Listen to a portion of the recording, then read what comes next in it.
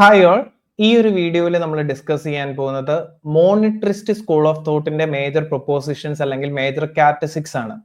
നമ്മൾ ഇതിനു മുമ്പ് ഡിസ്കസ് ചെയ്തത് ക്ലാസിക്കൽസിന്റെയും കെനീഷ്യൻസിന്റെയും മേജർ ഫീച്ചേഴ്സ് ആണ് നമ്മൾ ഡിസ്കസ് ചെയ്തത്. അപ്പൊ കെനീഷ്യൻ സ്കൂൾ ഓഫ് തോട്ട്സിന് ശേഷം നമുക്ക് കാണേണ്ടതാണ് മോണിട്രിസ്റ്റ് സ്കൂൾ ഓഫ് തോട്ട് എന്ന് പറയുന്നത്. അപ്പൊ ഈ മോണിട്രിസ്റ്റ് സ്കൂൾ ഓഫ് തോട്ട്സിലേക്ക് നമ്മൾ വരുന്നത്, നമ്മൾ പറഞ്ഞു ക്ലാസിക്കൽസിനെ ക്രിട്ടിസൈസ് ചെയ്തുകൊണ്ടാണ് കെനീഷ്യൻ ഐഡിയാസ് വന്നത്. ക്ലാസിക്കൽസിന്റെ സപ്ലൈ സൈഡ് പോളിസീസിന് എന്താണ് ഫെയിലിയർ സംഭവിച്ചു. ഗ്രേറ്റ് ഡിപ്രഷനോടുകൂടെ ഫെയിലിയർ സംഭവിക്കുന്നു. അതിന്റെ ഭാഗമായിട്ട് കെനീഷ്യൻ ഐഡിയാസ് വരുന്നു. അവരുടെ ഡിമാൻഡ് സൈഡ് ഫോക്കസ്ഡ് ആയിട്ടുള്ള പോളിസീസും ഗവൺമെന്റ് ഇന്റർവെൻഷനും പ്രാധാന്യം കൊടുത്തുകൊണ്ടുള്ള കെനീഷ്യൻ സ്കൂൾ ഓഫ് തോട്ട്സ് വരുന്നു. എന്നാൽ ഈ 1970s സ്റ്റാഗ്ഫ്ലേഷൻ എന്ന് പറയുന്ന ഒരു ഫിനോമിന നമുക്കറിയാം. സ്റ്റാഗ്ഫ്ലേഷൻ എന്ന് പറഞ്ഞു കഴിഞ്ഞാൽ അൺഎംപ്ലോയ്മെന്റും ഇൻഫ്ലേഷനും ഒരേ രീതിയിൽ ഉണ്ടാകുന്ന സിറ്റുവേഷൻ ആണ്. നമ്മൾ കെനീഷ്യൻ സ്കൂൾ ഓഫ് തോട്ട്സ് പഠിക്കുന്ന സമയത്ത് കെനീഷ്യൻ ഐഡിയാസിന്റെ ഭാഗമായിട്ട് നമ്മൾ ഷോർട്ട് റൺ ഫിലിപ്സ് കർവിനെ കുറിച്ച് നമ്മൾ ഡിസ്കസ് ചെയ്യുന്നുണ്ട്. ഫിലിപ്സ് കർവിൽ നമ്മൾ പറയുന്നത് ഒരു എക്കോണമിയിൽ ഹൈ അൺഎംപ്ലോയ്മെന്റ് ആണെങ്കിൽ അവിടെ എപ്പോഴും ലോ ഇൻഫ്ലേഷൻ ആയിരിക്കും. അതായത് ഈ ഇൻഫ്ലേഷനും അൺഎംപ്ലോയ്മെന്റും തമ്മിൽ ഒരു ഇൻവേഴ്സ് റിലേഷൻഷിപ്പ് ഉണ്ട്. ഒരു ഹൈ അൺഎംപ്ലോയ്മെന്റ് സിറ്റുവേഷൻ ആണെങ്കിൽ അവിടെ ഉറപ്പായിട്ടും ലോ ഇൻഫ്ലേഷൻ ആയിരിക്കും. ഇനി ഹൈ ഇൻഫ്ലേഷൻ ഉണ്ടായി കഴിഞ്ഞാൽ അവിടെ എന്തായിരിക്കും? ലോ അൺഎംപ്ലോയ്മെന്റും ആകുന്ന ഈ ഒരു സിറ്റുവേഷനെയാണ് നമ്മൾ ഷോർട്ട് റൺ ഫിലിപ്സ് കർവിൽ നമ്മൾ ഡിസ്കസ് ചെയ്യുക. അപ്പം ഈ ഒരു ഇൻവേഴ്സ് റിലേഷൻഷിപ്പ് ആണ് കെനീഷ്യൻ ഐഡിയാസ് വെച്ച് എക്കോണമിയിൽ ഉണ്ടാകേണ്ടത്. ഒരിക്കലും ഈ രണ്ട് വേരിയബിൾസും ഒരേ ഡയറക്ഷനിൽ അല്ലെങ്കിൽ ഒരേ ഡയറക്ഷനിൽ മൂവ് ചെയ്തല്ല, ഇത് ഓപ്പോസിറ്റ് ഡയറക്ഷനിലേക്ക് മൂവ് ചെയ്യാം. പക്ഷെ 1970s ഈ പറയുന്ന കെനീഷ്യൻ സ്കൂൾസിന് എക്സ്പ്ലെയിൻ ചെയ്യാത്ത ഒരു സിറ്റുവേഷൻ എക്കോണമിയിൽ ഉണ്ടാകുന്നു. ഒരേ സമയത്ത് ഹൈ ഇൻഫ്ലേഷനും ഹൈ അൺഎംപ്ലോയ്മെന്റും ഉണ്ടാകുന്നു. അപ്പം ഈ ഒരു സിറ്റുവേഷനെയാണ് നമ്മൾ എന്ത് വിളിക്കുക? സ്റ്റാഗ്ഫ്ലേഷൻ എന്ന് വിളിക്കുക. അപ്പൊ ഈ സ്റ്റാഗ്ഫ്ലേഷൻ ഫിനോമിനെ എക്സ്പ്ലെയിൻ ചെയ്യാൻ കെനീഷ്യൻ സ്കൂൾ അല്ലെങ്കിൽ കെനീഷ്യൻ ഐഡിയാസിന് സാധിക്കാതെ വരുന്നു. ഇതിന്റെ ഭാഗമായിട്ടാണ് മിൽട്ടൺ ഫ്രീഡ്മാൻ പോലുള്ള കുറെ എക്കണോമിസ്റ്റുകൾ ചേർന്ന് ഒരു പുതിയ സ്കൂൾ ഓഫ് തോട്ട്സ് അവിടെ ഉണ്ടാകുന്നു. അതിനെയാണ് നമ്മൾ എന്ത് വിളിക്കുക? മോണിട്രിസ്റ്റ് സ്കൂൾ ഓഫ് തോട്ട്സ് എന്ന് വിളിക്കുക.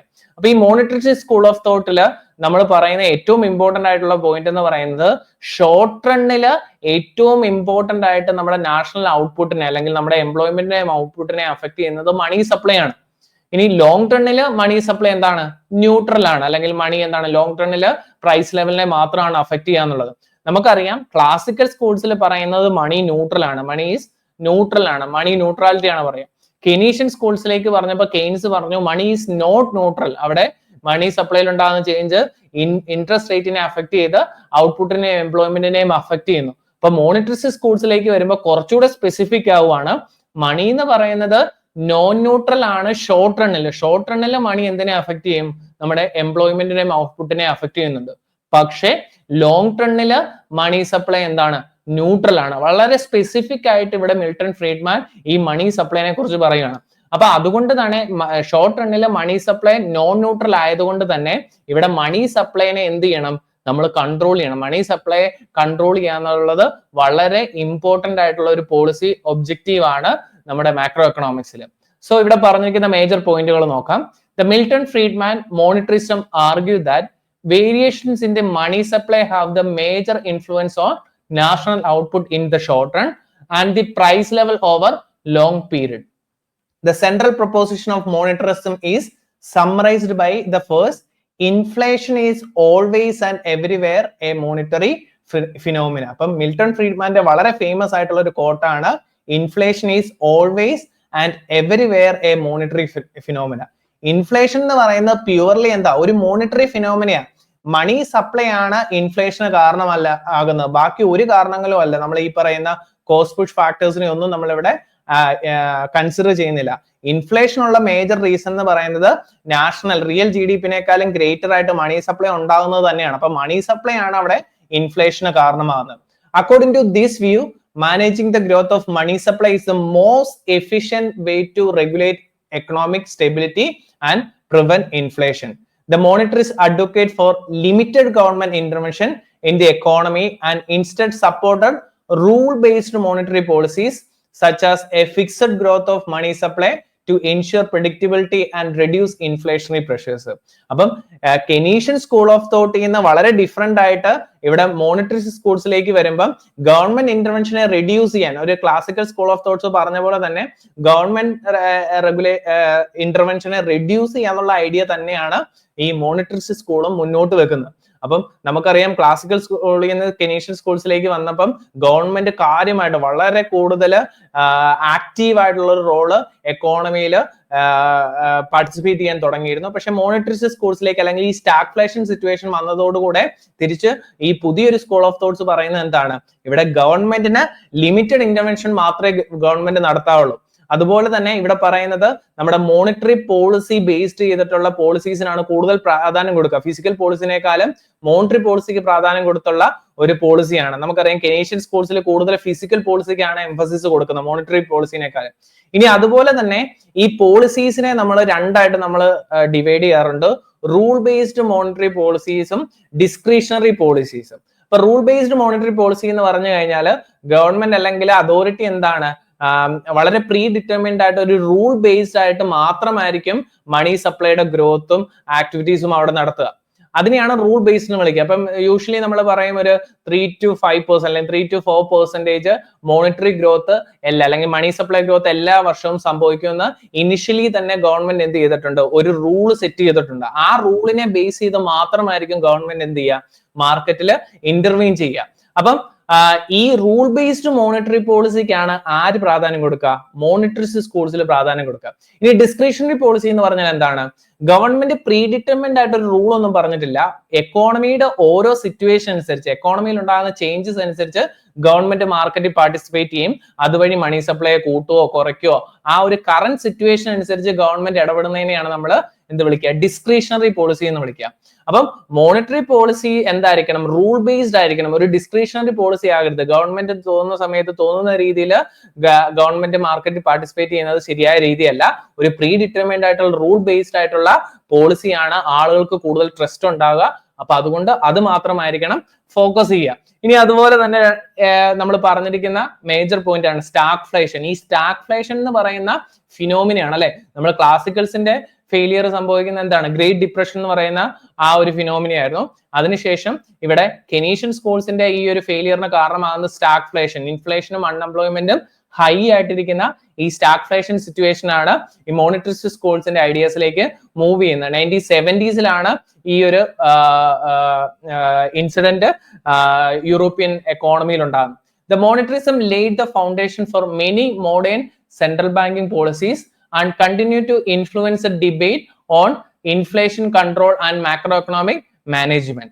Monetarism is a macroeconomic school of thought that emphasizes the long-run neutrality of money, short-run non-neutrality and distinction between real and nominal interest rate and the role of monetary aggregate in the policy analysis. അപ്പൊ ഇവിടെ മോണിറ്ററിസ്റ്റ് schools പ്രാധാന്യം കൊടുക്കുന്ന കുറെ കാര്യങ്ങൾ പറഞ്ഞിട്ടുണ്ട്. എന്താണ്, long run neutrality of money. ലോങ് റണ്ണില് മണി ന്യൂട്രൽ ആയിട്ട് തന്നെയാണ്, അത് ഒരിക്കലും ഈ പറയുന്ന എംപ്ലോയ്മെന്റ് ഔട്ട്പുട്ടിനെ ലോങ് റണ്ണിൽ അഫക്ട് ചെയ്യുന്നില്ല. പക്ഷേ ഷോർട്ട് റണ്ണില് നോൺ ന്യൂട്രൽ ആണ്. ഷോർട്ട് റണ്ണിൽ അത് എന്തിനെ അഫക്ട് ചെയ്യും, എംപ്ലോയ്മെന്റിനെ ഔട്ട്പുട്ടിനെ അഫക്ട് ചെയ്യും. പ്രൈസസ് ആൻഡ് വേജസ് എന്താണ്, റിജിഡ് ആണ് ഷോർട്ട് റണ്ണില്.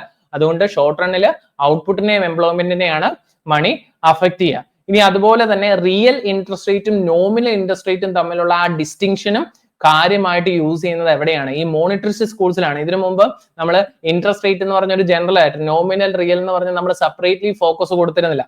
അപ്പൊ ഇൻഫ്ലേഷൻ അഡ്ജസ്റ്റഡ് ആയിട്ടുള്ള റിയൽ ഇൻട്രസ്റ്റ് റേറ്റിനെ മറ്റ് ഏതാണ് നോമിനൽ ഇൻട്രസ്റ്റ് റേറ്റിനെയും സെപ്പറേറ്റ് ഫോക്കസ് കൊടുക്കുന്നത് ഈ മോണിറ്ററിസ്റ്റ് സ്കൂൾസിലാണ്. ഇനി അതുപോലെ തന്നെ മോണിറ്ററി അഗ്രഗേറ്റ്സിന് ഇമ്പോർട്ടൻസ് കൊടുക്കുന്നു. നമ്മൾ മണി സപ്ലൈ പഠിക്കുന്ന സമയത്ത് അവിടെ M1, M2, M3, M4 എന്ന് പറഞ്ഞ ഡിഫറെന്റ് ആയിട്ടുള്ള മോണിറ്ററി അഗ്രഗേറ്റ്സിനെ നമ്മൾ ഡിസ്കസ് ചെയ്യും. അപ്പൊ ഈ മോണിറ്ററി അഗ്രഗേറ്റ്സിനെ കൺട്രോൾ ചെയ്യാന്നുള്ളത് വളരെ ഇമ്പോർട്ടന്റ് ആയിട്ടുള്ള ഒരു പോളിസിയാണ്, അല്ലെങ്കിൽ പോളിസിയുടെ വളരെ മേജർ ആയിട്ടുള്ള ഒരു പാർട്ടാണ് ഈ മോണിറ്ററി അഗ്രഗേറ്റ്സിനെ കൺട്രോൾ ചെയ്യാന്നുള്ളത്. അപ്പൊ ഇതിനും പ്രാധാന്യം കൊടുക്കുന്നത് ഈ മോണിറ്ററിസ്റ്റ് സ്കൂളിലാണ്. ഇനി ഇവിടെ തന്നിരിക്കുന്നത് നമ്മൾ മോണിറ്ററി സ്കൂൾസിന്റെ മേജർ പ്രൊപ്പോണ്ടേഴ്സ് ആയിട്ട് നമ്മൾ പറയുന്നതാണ് Milton Friedman, Anna Schwartz, Karl Brunner and Allan Meltzer. ഇത്രയും എക്കണോമിസ്റ്റുകളാണ്. മേജർ ആയിട്ടുള്ള 3 എക്കണോമിസ്റ്റുകളുടെ പേരുകളാണ്. ആ പേരുകൾ ഓർത്തിരിക്കുക. ഒന്ന് ഫസ്റ്റ് വൺ, 4 പേരുണ്ടോ, ഫസ്റ്റ് വൺ മിൽട്ടൺ ഫ്രീഡ്മാൻ ആണ്. നമ്മൾ ഓൾറെഡി ഡിസ്കസ് ചെയ്ത Milton Friedman, then Anna Schwartz, then Karl Brunner, then Allan Meltzer. ഇങ്ങനെ 4 പേരാണ് ഈ ഒരു മോണിറ്ററിസ്റ്റ് സ്കൂൾസിന്റെ മേജർ പ്രൊപ്പോണ്ടേഴ്സ് ആയിട്ട് നമ്മൾ ഡിസ്കസ് ചെയ്യാം. അപ്പൊ ഈ മോണിറ്ററിസ്റ്റ് ഐഡിയ ഉണ്ടാകുന്നത് തന്നെ ഏറ്റവും ഇമ്പോർട്ടന്റ് ആയിട്ട് നമ്മൾ ഈ ക്വാണ്ടിറ്റി തിയറി ഓഫ് മണിയുടെ റീസ്റ്റേറ്റ്മെന്റോടുകൂടി നമ്മൾ ഡിമാൻഡ് ഫോർ മണി തിയറീസ് പഠിക്കുമ്പോൾ നമ്മൾ ഡിസ്കസ് ചെയ്യും. മിൽട്ടൺ ഫ്രീഡ്മാന്റെ ഈ റീസ്റ്റേറ്റ്മെന്റ് ഓഫ് ക്വാണ്ടിറ്റി തിയറി വഴിയാണ് ഈ ഒരു ഐഡിയാസ് മുന്നോട്ട്. അതിനുശേഷം ഷോർട്ട് റൺ ഫിലിപ്സ് കർവിനെ, കെനീഷ്യൻ ഐഡിയ ആയിട്ടുള്ള ഷോർട്ട് റൺ ഫിലിപ്സ് കർവിനെ എന്ത് ചെയ്യുന്നു, ക്രിട്ടിസൈസ് ചെയ്യുന്നു. ഷോർട്ട് റണ്ണിൽ ഫിലിപ്സ് കർവ് ഒരിക്കലും നെഗറ്റീവ്ലി സ്ലോപ്ഡ് അല്ല, ഒരു വെർട്ടിക്കൽ ഷേപ്പ് ആണ്. There is no relation trade off between inflation and unemployment എന്നുള്ള ആ ഒരു വെർട്ടിക്കൽ ലോങ് ടേൺ ഫിലിപ്സ് കർവിനെ തന്നുകൊണ്ടാണ് പിന്നീട് ഇത് കൂടുതൽ റെവല്യൂഷൻസ് ഉണ്ടാകുന്നത്. Despite of being linked to free market proposition, monetarism focus on monetary policy, not broader economic doctrine.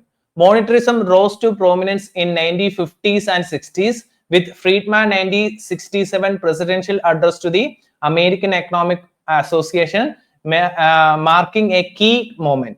However, it faced criticism and decline from the late 1970s to the early 1980s. The Federal Reserve monetarist experiment from 1979 to 1982 under Paul Volcker aimed to reduce the inflation by targeting money supply growth. അപ്പം ഇതിന്റെ major ആയിട്ട് ഈ ഒരു school of thoughts ഉണ്ടാകുന്നത് നമ്മൾ ഈ പറഞ്ഞ പോലെ 1950s 60s ആണ്. ഈ സ്റ്റാഗ്ഫ്ലേഷൻ പോലുള്ള ഫിനോമിനെ കെനീഷ്യൻ സ്കൂൾസിന് എക്സ്പ്ലെയിൻ ചെയ്യാതെ സാധിക്കുന്ന വരുന്ന ആ സിറ്റുവേഷൻസിലാണ്. അപ്പൊ അവിടെ മിൽട്ടൺ ഫ്രീഡ്മാൻ ആദ്യമായിട്ടുണ്ടാകുന്ന ഒരു അമേരിക്കൻ എക്കണോമിക് അസോസിയേഷൻ ഉണ്ടായ ഒരു പ്രസിഡൻഷ്യൽ അഡ്രസ് വഴിയാണ് ഈ ഐഡിയാസ് തിരിച്ചു വരുന്നത്. ദെൻ അതിനുശേഷം നമ്മുടെ പല അമേരിക്കൻ സെൻട്രൽ ബാങ്കിന്റെ പോളിസീസിൽ ഈ ഒരു ഇൻഫ്ലേഷനെ കൺട്രോൾ ചെയ്യാനുള്ള പോളിസീസിൽ ഈ മോണിറ്ററിസ്റ്റ് ഐഡിയാസ് പോൾ വാക്കർ പോലുള്ള പ്രോമിനന്റ് വ്യക്തികൾ എന്ത് ചെയ്തിട്ടുണ്ട്, യൂസ് ചെയ്തിട്ടുണ്ട്. പക്ഷെ ഈ 1982 ഇവിടെ സംഭവിച്ച ഈ കൺട്രോളിന്റെ ഭാഗമായിട്ട് ഇൻഫ്ലേഷനെ കൺട്രോൾ ചെയ്യാൻ, അല്ലെങ്കിൽ ഈ പോളിസിയുടെ ഭാഗമായിട്ട് ഇൻഫ്ലേഷനെ കൺട്രോൾ ചെയ്യാൻ അമേരിക്കൻ എക്കോണമിക്ക് സാധിച്ചു. പക്ഷേ ഈ ഇൻഫ്ലേഷനെ കൺട്രോൾ ചെയ്യാൻ വേണ്ടി അവർ അവിടെ യൂസ് ചെയ്തത് വളരെ റിജിഡ് ആയിട്ടുള്ള മണി സപ്ലൈനെ കൺട്രോൾ ചെയ്യുകയാണ്. അപ്പൊ അതിന്റെ ഭാഗമായിട്ട് അവിടെ ഒരു ഹൈ ഡിപ്രഷൻ അല്ലെങ്കിൽ റിസഷനിലേക്ക് എക്കോണമിനെ മൂവ് ചെയ്തു. അപ്പൊ ഇതിന്റെ ഭാഗമായിട്ട് ഈ മോണിറ്ററിസ്റ്റ് ഐഡിയക്ക് ഡിക്ലൈൻ സംഭവിക്കുന്നു. ഇങ്ങനെ 1982 ശേഷം ഈ മോണിറ്ററിസ്റ്റ് ഐഡിയാസിന്റെ ആ ഒരു പ്രാധാന്യം എക്കോണമിയിൽ കുറഞ്ഞു വന്നിരിക്കുന്നു. അതാ പറഞ്ഞത്, although the strategy eventually succeeded in controlling inflation, it triggered a deep recession, high interest rate volatility and fluctuating money supply growth, leading many to view the experiment as a failure of monetarism. Critics argue that money demand was unstable and controlling narrow monetary aggregates like M1 was impractical. അപ്പം ഇങ്ങനെ ഏതാണ് 1982 ശേഷമാണ് മോണിറ്ററിസത്തിന് ഒരു decline സംഭവിക്കുന്നത്. അപ്പൊ നമുക്ക് 1950s 60s ഇത് ഈ ഐഡിയാസ് മുന്നോട്ട് വരുന്നത്. അപ്പൊ സ്റ്റാഗ്ഫ്ലേഷന്റെ 1970s ഉണ്ടായ സ്റ്റാഗ്ഫ്ലേഷനെ എക്സ്പ്ലെയിൻ ചെയ്യുന്നതിലൂടെയാണ് മോണിറ്ററിസത്തിന് കൂടുതൽ പ്രാധാന്യം കിട്ടുന്നത്. പക്ഷെ 1982 ആയപ്പോൾ ഇതിന്റെ ഡിക്ലൈനും സംഭവിച്ചു. അപ്പം ഇതാണ് ഒരു ഇൻട്രൊഡക്ടറി പാർട്ടായിട്ട് നിങ്ങൾ മോണിറ്ററിസത്തെ കുറിച്ച് കൃത്യമായിട്ട് അറിഞ്ഞിരിക്കുക. അപ്പൊ ഇവിടുത്തെ പ്രാധാന്യം എന്തൊക്കെയാണ്? ഫസ്റ്റ് ഏറ്റവും ആദ്യം നമ്മൾ പറഞ്ഞത് എന്താണ്? മണി സപ്ലൈക്ക് പ്രാധാന്യം കൊടുത്തതാണ്. പിന്നെ short run non neutrality of മണിയും ലോങ് ടേൺ ന്യൂട്രാലിറ്റിയും. അതുപോലെ തന്നെ ഇൻഫ്ലേഷൻ ഉണ്ടാകുന്നത് എങ്ങനെ മാത്രമാണ്? മണി സപ്ലൈ കൂടുന്നത് കൊണ്ടാണ്. മണി സപ്ലൈ അല്ലെങ്കിൽ മോണിറ്ററി ആയിട്ടുള്ള ഒരു ഫിനോമിനയാണ് ഇൻഫ്ലേഷൻ എന്ന് പറയുന്നത്. ഓക്കെ, അപ്പൊ നമുക്ക് ഫീച്ചേഴ്സിലേക്ക് വരുമ്പോൾ കൂടുതൽ ഒന്നുകൂടെ നമുക്ക് ഇത് ഡിസ്കസ് ചെയ്യാം. ഇപ്പൊ മേജർ ആയിട്ടുള്ള പ്രൊപ്പോസിഷൻ അല്ലെങ്കിൽ മേജർ ആയിട്ടുള്ള മോണിറ്ററിസത്തിന്റെ ഫീച്ചേഴ്സിലേക്ക് നമ്മൾ പോവാണ്. ഫസ്റ്റ് വൺ ഏതാണ്? Quantity theory of money restated. അപ്പൊ ഞാൻ ആദ്യം പറഞ്ഞു ഈ ഒരു മോണിറ്ററിസ്റ്റ് ഐഡിയ ഉണ്ടാകുന്നത് തന്നെ എന്താണ്? ഈ ക്വാണ്ടിറ്റി തിയറി ഓഫ് മണീനെ റീസ്റ്റേറ്റ് ചെയ്തുകൊണ്ടാണ്. അപ്പം ഒറിജിനൽ ക്ലാസിക്കൽ ഐഡിയ ആയിട്ടുള്ള ക്വാണ്ടിറ്റി തിയറിനെ റീസ്റ്റേറ്റ് ചെയ്യണം. Based on the equation of exchange, മോണിറ്ററിസ്റ്റ് assert that money supply growth should match the growth rate of real output to avoid inflation. If M grows faster than Y, inflation will result. അപ്പൊ നമുക്കറിയാം, നമ്മൾ demand for money theory നമ്മൾ പഠിക്കുന്ന സമയത്ത് quantity theory of money അല്ലെങ്കിൽ Fisher identity എന്ന് പറയുന്ന MV equal to PY അല്ലെങ്കിൽ MV ഈക്വൽ ടു PT എന്നാ നമ്മൾ പറയുന്നത്. ടീനെ നമ്മൾ എന്താണ് വൈഡ് സബ്സ്റ്റിറ്റ്യൂട്ട് ആയിട്ടാണ് യൂസ് ചെയ്യുക. അതുകൊണ്ടാണ് അതിനെ പിന്നീട് MV ഈക്വൽ ടു PY എന്നാകുന്നത്. അപ്പം ഇവിടെ M എന്ന് പറയുന്നത് money supply, B velocity, P price level, Y എന്ന് പറയുന്നത് നാഷണൽ ഇൻകം ആണ്. അപ്പം ഈ പറയുന്ന MV=PT എന്ന് പറയുന്ന ഈ ഒരു ഇക്വേഷനിൽ മോണിറ്ററിസ്റ്റ് സ്കൂൾസ് പറയുന്നത് എന്താ, ഇവിടുത്തെ മണി സപ്ലൈ ഗ്രോത്ത് എന്ന് പറയുന്നത് ഇവിടുത്തെ റിയൽ ഔട്ട്പുട്ടുമായിട്ട് മാച്ച് ചെയ്യണം. നിങ്ങൾ റിയൽ ഔട്ട്പുട്ടിനേക്കാളും കൂടുതൽ മണി സപ്ലൈ അവിടെ ഉണ്ടാക്കി കഴിഞ്ഞാൽ ഓട്ടോമാറ്റിക്കലി ഡിമാൻഡ് പുൾ ഇൻഫ്ലേഷൻസ് അവിടെ ഉണ്ടാവും. അതായത് എക്കോണമിയിൽ മണി സപ്ലൈ ഒരുപാടുണ്ട്, ആ റിയൽ ഔട്ട്പുട്ട് കുറവാണെങ്കിൽ ആളുകൾ കൂടുതൽ ഡിമാൻഡ് ചെയ്യും, അതിന്റെ ഭാഗമായിട്ട് ഇൻഫ്ലേഷൻ അവിടെ ക്രിയേറ്റ് ചെയ്യും. അപ്പൊ എപ്പോഴും മണി സപ്ലൈ എന്തിനോട് മാച്ച് ചെയ്തിരിക്കണം, വൈയോട് അല്ലെങ്കിൽ നമ്മുടെ റിയൽ ഔട്ട്പുട്ടിനോട് മാച്ച് ചെയ്തിരിക്കണം. റിയൽ ഔട്ട്പുട്ടിനേക്കാളും ഗ്രേറ്റർ ആയിട്ട് മണി സപ്ലൈ വന്നു കഴിഞ്ഞാൽ അവിടെ എന്ത് സംഭവിക്കും, ഇൻഫ്ലേഷൻ ഉണ്ടാകുന്നതാണ്. ഇനി inflation is always A monetary phenomena. Friedman famously stated that inflation is always and everywhere a monetary phenomena, meaning that sustained inflation result from an excessive increase in the money supply, not from cost pressure or other factors alone. അപ്പം ഈ inflation എന്ന് പറയുന്നത് എല്ലായ്പ്പോഴും എല്ലായിടത്തും ഉണ്ട്. അത് എന്താണ്, monetary phenomena, ഒരിക്കലും ഒരു കോസ്റ്റ് പുഷ് ആയിട്ടോ അല്ലെങ്കിൽ മറ്റു ഫാക്ടേഴ്സോ അല്ല ഇൻഫ്ലേഷന് കാരണമാകുന്നത്, മണി സപ്ലൈയുടെ ഗ്രോത്ത് ആണ്. ഒരുപാട് മണി സപ്ലൈ ഉണ്ടാകുന്നതാണ് ഇൻഫ്ലേഷന് കാരണമാണ്. അപ്പൊ ഇൻഫ്ലേഷനെ കൺട്രോൾ ചെയ്യാൻ എന്താണ്, മോണിറ്ററി പോളിസി ആണെങ്കിൽ മണി സപ്ലൈ കൺട്രോൾ ആണ് ചെയ്യേണ്ടത്. Next one, natural rate of unemployment. അപ്പം നമ്മൾ നേരത്തെ പറഞ്ഞ ആ ഒറിജിനൽ ഷോർട്ട് റൺ ഫിലിപ്സ് കർവിനെ അല്ലെങ്കിൽ ഒറിജിനൽ ഫിലിപ്സ് കർവിനെ ക്രിട്ടിസൈസ് ചെയ്തുകൊണ്ട് മിൽട്ടൺ ഫ്രീഡ്മാനും അതുപോലെ തന്നെ എഡ്മണ്ട് ഫിലിപ്പും ഇൻട്രൊഡ്യൂസ് ചെയ്ത ഒരു ഐഡിയ ആണ് നാച്ചുറൽ റേറ്റ് ഓഫ് അൺഎംപ്ലോയ്മെന്റ് എന്ന് പറയുന്നത്. അപ്പൊ നമുക്കറിയാം ക്ലാസിക്കൽസ് പറഞ്ഞ എന്താണ്, ഫുൾ എംപ്ലോയ്മെന്റ് ഇക്വിലിബ്രിയം എന്നാണ് നമ്മൾ പറഞ്ഞിരുന്നത് അല്ലെ. കെനീഷ്യൻസിലേക്ക് പറയുമ്പോൾ അണ്ടർ എംപ്ലോയ്മെന്റ് അൺഎംപ്ലോയ്മെന്റ് എക്കോണമിയിൽ ഉണ്ടെന്നാണ് പറഞ്ഞിരിക്കുന്നത്. അപ്പൊ ഈ നാച്ചുറൽ റേറ്റ് ഓഫ് അൺഎംപ്ലോയ്മെന്റിൽ പറയുന്നത് എക്കോണമിയിൽ സ്ട്രക്ചറൽ ഫാക്ടേഴ്സ് മൂലം അല്ലെങ്കിൽ ലേബർ മാർക്കറ്റിൽ ചില സ്ട്രക്ചറൽ ഇഷ്യൂസ് കാരണം എല്ലായ്പ്പോഴും ഒരു certain rate of unemployment exist ചെയ്യുന്നുണ്ട്. അതിനെ യൂഷ്വലി നമ്മുടെ നാച്ചുറൽ റേറ്റ് ഓഫ് അൺഎംപ്ലോയ്മെന്റ് എന്ന് പറഞ്ഞു കഴിഞ്ഞാൽ സ്ട്രക്ചറൽ അൺഎംപ്ലോയ്മെന്റ് ഫ്രിക്ഷണൽ അൺഎംപ്ലോയ്മെന്റും എല്ലായ്പ്പോഴും എക്സിസ്റ്റ് ചെയ്യുന്നുണ്ട്. അതൊരു വോളണ്ടറി ടൈപ്പ് ആണ് അല്ലെങ്കിൽ വോളണ്ടറി ടൈപ്പ് ആയിട്ടുള്ള അൺഎംപ്ലോയ്മെന്റ് ആണ്. അത് എല്ലാ എക്കോണമിയിലും even though full employment equilibrium ആണെങ്കിലും ഈ പറയുന്ന നാച്ചുറൽ റേറ്റ് ഓഫ് അൺഎംപ്ലോയ്മെന്റ് അവിടെ എക്സിസ്റ്റ് ചെയ്യും. അത് ചിലപ്പോൾ 1%, 2%, 3% ആകാം. ഈ നാച്ചുറൽ റേറ്റ് ഓഫ് അൺഎംപ്ലോയ്മെന്റ് എന്ന് പറയുന്നത് ഫുൾ എംപ്ലോയ്മെന്റ് ഇക്വിലിബ്രിയം ആയിട്ടാണ് മോണിറ്ററിസ്റ്റ് കൺസിഡർ ചെയ്യുന്നത്. അപ്പം ഈ നാച്ചുറൽ റേറ്റ് ഓഫ് അൺഎംപ്ലോയ്മെന്റ് ഉണ്ടാകാനുള്ള മേജർ റീസൺ എന്താണ്, ആ എക്കോണമിയിലെ സ്ട്രക്ചറൽ ആയിട്ടുള്ള പ്രശ്നങ്ങളാണ്, സ്ട്രക്ചറൽ ഫാക്ടേഴ്സ് ആണ്.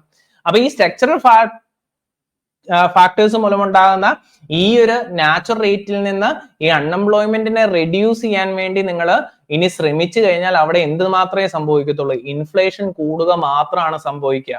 അവിടെ ഒരിക്കലും അൺഎംപ്ലോയ്മെന്റ് റെഡ്യൂസ് ചെയ്യത്തില്ല. നമുക്കറിയാം ഒറിജിനൽ ഫിലിപ്സ് കർവിൽ പറയുന്നത് ഇൻഫ്ലേഷൻ കൂടിയ unemployment കുറയണം.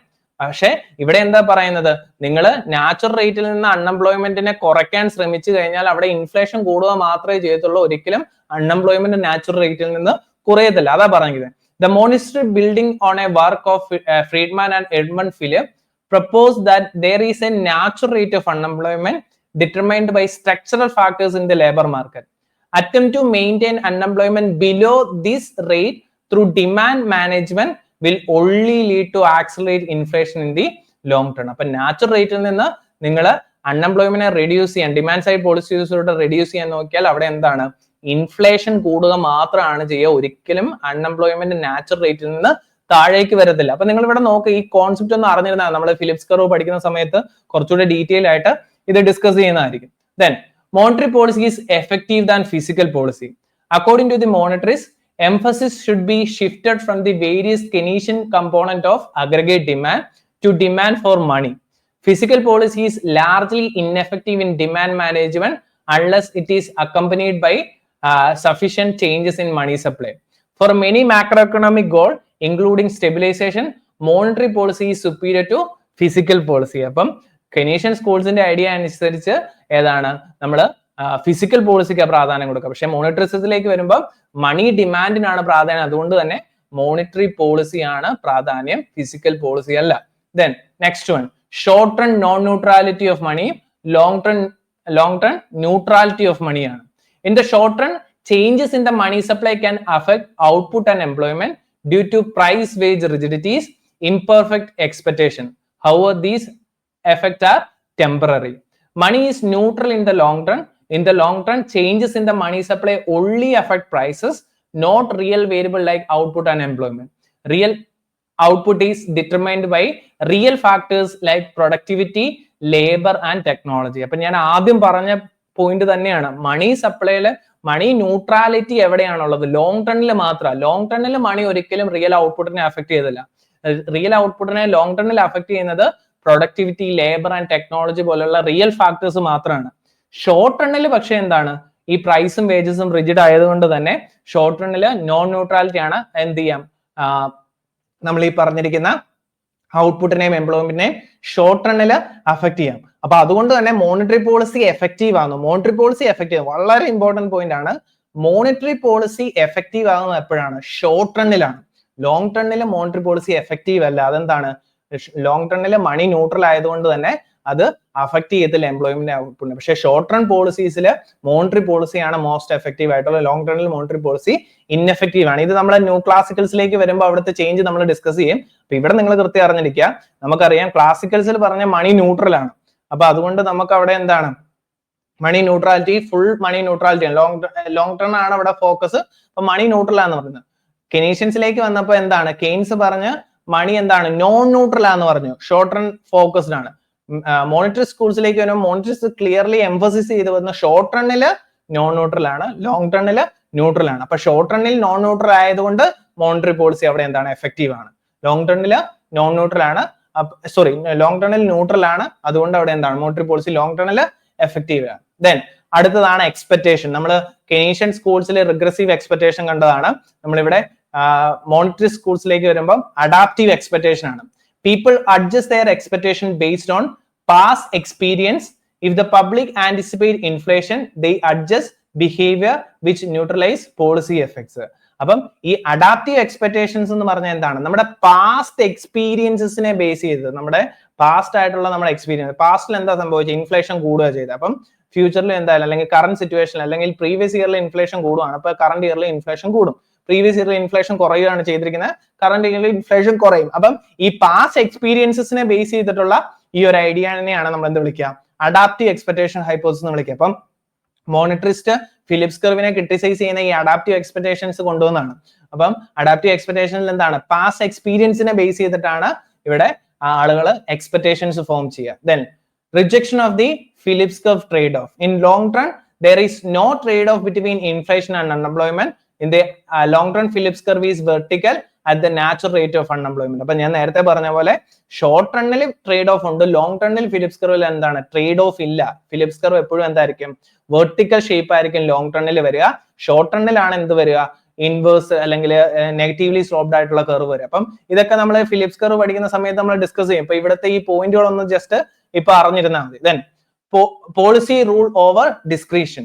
Monitors distrust the active government intervention, advocated for monetary rule that is increase the money supply at a fixed predictable rate in line with long term growth of output. അപ്പൊ നേരത്തെ പറഞ്ഞ പോലെ എന്താണ്, ഒരു rule based ആയിട്ടുള്ള monetary growth, ഒരു pre determined ആയിട്ട് ആളുകൾക്ക് പ്രെഡിക്ട് ചെയ്യാൻ സാധിക്കുന്ന ഒരു റൂൾ ബേസ്ഡ് ആയിട്ടുള്ള പ്രെഡിക്ഷൻ ആണ് വേണ്ടത്. അല്ലാതെ ഒരു സിറ്റുവേഷൻസ് അനുസരിച്ച് മോണിറ്ററി പോളിസിയിൽ ഉണ്ടാകുന്ന ചേഞ്ചസ് അല്ല, അല്ലെങ്കിൽ ഡിസ്ക്രിഷണറി ആയിട്ടുള്ള ഗവൺമെന്റ് ഇൻഫ്ലുവൻസ് അല്ല വേണ്ട, അല്ലെങ്കിൽ ഗവൺമെന്റ് ഇടപെടലല്ല വേണ്ട. ഒരു പ്രീ ഡിറ്റർമിൻഡ് ആയിട്ടുള്ള ഒരു റൂൾ ബേസ്ഡ് ആയിട്ടുള്ള പോളിസി തന്നെ ഫോം ചെയ്യണം. Discretionary policy lead to lack, errors and instability. Monitors criticize the Keynesian fine-tuning of the economy through frequent policy changes, arguing that such intervention often lead to instability due to lacks and misjudgments. അപ്പം ഈ fine tuning പോലുള്ള activity, അതായത് government ഓരോ situation അനുസരിച്ച് എക്കോണമിനെ correct ചെയ്യാൻ, ഓരോ സിറ്റുവേഷൻസിൽ government ഇടപെട്ടുകൊണ്ട് ഒരു ചെയ്യുന്ന ഒരു പോളിസിയാണ് ഫൈൻ ട്യൂണിങ്. അതൊക്കെ മോണിറ്ററി പോളിസിയുടെ സമയത്ത് നമ്മൾ ഡീറ്റെയിൽ ആയിട്ട് ഡിസ്കസ് ചെയ്യും. അതായത് ഓരോ സിറ്റുവേഷൻ അനുസരിച്ച് എന്ത് ചെയ്യുക, കറക്റ്റ് ചെയ്ത് കൊടുക്കുക, ചെറുതായിട്ട് മൈന്യൂട്ട് ആയിട്ടുള്ള കറക്ഷൻസ് ചെയ്ത് കൊടുക്കുക. അങ്ങനെയുള്ള പോളിസീസിനേക്കാളും നല്ലത് എന്താണ്, ഒരു റൂൾ ബേസ്ഡ് ആയിട്ടുള്ള ലോങ് ടേം ഒബ്ജക്റ്റീവ് ഉള്ള ഒരു പോളിസിയാണ്. അപ്പൊ ഇങ്ങനെയുള്ള പോളിസീസ് ചില എറേഴ്സും ലാക്സും ഒക്കെ ക്രിയേറ്റ് ചെയ്യും. അത് എക്കോണമിക്ക് നല്ലതല്ലെന്നാ പറയുന്നത്. Then crowding out effect. അപ്പൊ നമ്മൾ കെനീഷ്യൻ സ്കൂൾസിൽ ഗവൺമെന്റ് ഇൻഫ്ലുവൻസിനെ, ഗവൺമെന്റ് സ്പെൻഡിങ്ങിനെ കുറിച്ച് നമ്മൾ ഒരുപാട് പറഞ്ഞു. ഇപ്പൊ ക്ലാസിക്കൽ മോണിറ്ററിസ്റ്റ് സ്കൂൾസിൽ പറയുന്നത് ഇങ്ങനെ ഒരുപാട് ഗവൺമെന്റ് ഇന്റർവെൻഷൻ അല്ലെങ്കിൽ ഗവൺമെന്റ് ബോറോയിങ്സും ഗവൺമെന്റ് സ്പെൻഡിങ്സും ഉണ്ടാകുമ്പോൾ അതെന്ത് സംഭവിക്കും, അവിടുത്തെ പ്രൈവറ്റ് ഇൻവെസ്റ്റ്മെന്റിനെ അത് നെഗറ്റീവ്ലി അഫക്ട് ചെയ്യും. ഈ ഒരു പ്രതിഭാസത്തെയാണ് നമ്മൾ എന്ത് വിളിക്കുക, ക്രൗഡിംഗ് ഔട്ട് എഫക്ട് എന്ന് വിളിക്കുക. അതായത് ഹയർ ഗവൺമെന്റ് ബോറോയിങ്സ് എക്കോണമിയുടെ ഇൻട്രസ്റ്റ് റേറ്റിനെ ഹൈക്ക് ചെയ്യുന്നു, അത് പ്രൈവറ്റ് ഇൻവെസ്റ്റ്മെന്റ്സിനെ ഇല്ലാതാക്കുന്നു. അപ്പൊ ഇതിനെയാണ് നമ്മൾ എന്ത് വിളിക്കുക, ക്രൗഡിംഗ് ഔട്ട് എഫക്ട്. അപ്പൊ ഗവൺമെന്റ് ഒരുപാട് ഇടപെട്ടാലുള്ള പ്രശ്നം ഇതാണ്. Higher level of government borrowing forced by the increased government or public sector spending has crowd out effect or reduces the private sector investment. This may produce reduced investment and higher unemployment rate. അപ്പോൾ ഒരു government ഒരുപാട് borrow ചെയ്യുമ്പോൾ അത് private ഇൻവെസ്റ്റ്മെന്റിനെയും മറ്റ് unemployment റേറ്റിനെയും അത് എന്ത് ചെയ്യും, negatively affect ചെയ്യുന്നതായിരിക്കും. Then next one, stable velocity of money as a core idea. The monetary assume that velocity of money is relatively stable and predictable over time, rather than fluctuating significantly with economic condition as Keynesian might suggest. Since V is stable, controlling M is sufficient to influence PY, making monetary policy a reliable tool. Okay, monetarist idea അനുസരിച്ച് velocity എന്ന് പറയുന്നത് എന്താണ്, stable ആണ്, predictable ആണ്. അല്ലാതെ ഈ പറയുന്ന Keynes പറഞ്ഞ പോലെ അത് വളരെ ഫ്ലക്ച്വേറ്റിംഗ് ആയിട്ടുള്ള ഒന്നല്ല വെലോസിറ്റി. നമ്മൾ MV=PT എന്ന് പറയുന്ന ആ ഒരു ഇക്വേഷനിൽ V എന്ന് പറയുന്നത് വെലോസിറ്റി, അതായത് ഏതാണ്, the rate at which money circulate in economy, എത്രമാത്രം മണി എന്ത് ചെയ്യുന്നു, ട്രാൻസാക്ട് ചെയ്യുക, സർക്കുലേറ്റ് ചെയ്യുന്നു, അതിനെയാണ് വെലോസിറ്റി എന്ന് വിളിക്കുക. ഇതൊക്കെ നമ്മൾ ഡിമാൻഡ് ഫോർ മണിയുടെ സമയത്ത് നമ്മൾ ഡിസ്കസ് ചെയ്യുന്നത്. അപ്പൊ ഈ velocity of money highly fluctuating ആയിട്ടാണ് കെയ്ൻസ് പറയുന്നത്. പക്ഷേ മോണിറ്ററി സ്കൂൾസിലേക്ക് വരുമ്പോൾ അതെന്താണ്, സ്റ്റേബിൾ ആൻഡ് പ്രെഡിക്റ്റബിൾ ആണ്. അതുകൊണ്ട് തന്നെ ഏതാണ്, ഇത് ക്ലാസിക്കൽ ഐഡിയയിൽ വീനെ നമ്മൾ കോൺസ്റ്റന്റ് ആയിട്ടാണ് നമ്മൾ കാണുക. അപ്പം ഈ വി സ്റ്റേബിൾ ആൻഡ് പ്രെഡിക്റ്റബിൾ ആയതുകൊണ്ട് തന്നെ അവിടെ ഉണ്ടാകുന്ന എമ്മിൽ ഉണ്ടാകുന്ന changes PY nominal GDP affect ചെയ്യും. അപ്പം എമ്മിനെ കൺട്രോൾ ചെയ്ത് കഴിഞ്ഞാൽ നിങ്ങൾക്ക് എന്ത് ചെയ്യാൻ സാധിക്കും, ഈ പറയുന്ന നോമിനൽ GDP കൺട്രോൾ ചെയ്യാൻ സാധിക്കും എന്നുള്ള, അല്ലെങ്കിൽ മോണിറ്ററി പോളിസി എന്താണ്, ഒരു റിലയബിൾ ടൂൾ തന്നെയാണ് ഇവിടെ കാണാൻ സാധിക്കും. അല്ലെങ്കിൽ മോണിറ്ററി പോളിസിനെ അല്ലെങ്കിൽ മോണിറ്ററി പോളിസി ഇൻസ്ട്രുമെന്റ്സിനെ ഒരു റിലയബിൾ ടൂൾ ആയിട്ട് മോണിറ്ററിസം കാണും. Okay, next one, it is money that matters. In the short run, changes in the supply of money can affect real variable such as output and employment.